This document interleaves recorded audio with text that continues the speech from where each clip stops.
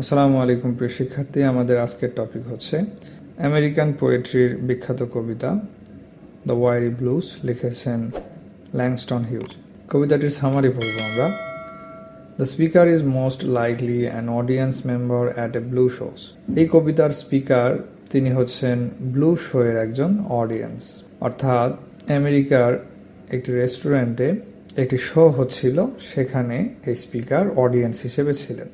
3 days ago, the speaker heard a blues on Lenox Avenue in Harlem, New York. 3 দিন আগে speaker বা বক্তা তিনি নিউ ইয়র্কের লেনক্স অ্যাভিনিউয়ে একটি ব্লুজ সঙ্গীত শুনেছিলেন।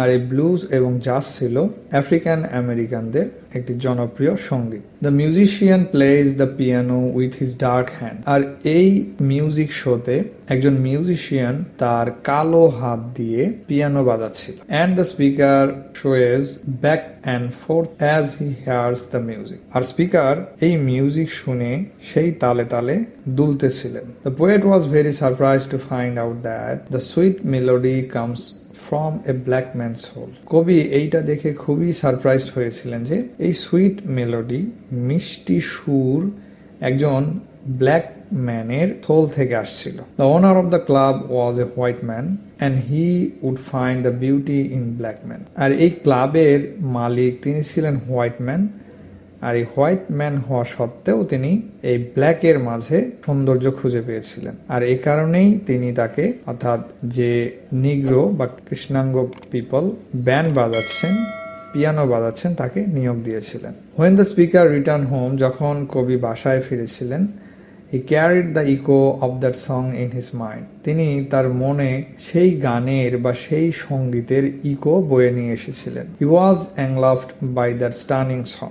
আর তিনি সেই গানে মুগ্ধ হয়েছিলেন। He was allowed like a dead man as his soul was at peace. তিনি মৃত মানুষের মতো শান্তিতে ছিলেন, নীরব ছিলেন, কারণ তার আত্মা প্রশান্ত হয়েছিল সেই গান শুনে। The lesson of the poem is that, আর এই কবিতার লেসন হচ্ছে, inside the human being there is no difference.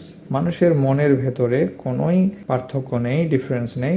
Even a black person can produce a melodious song.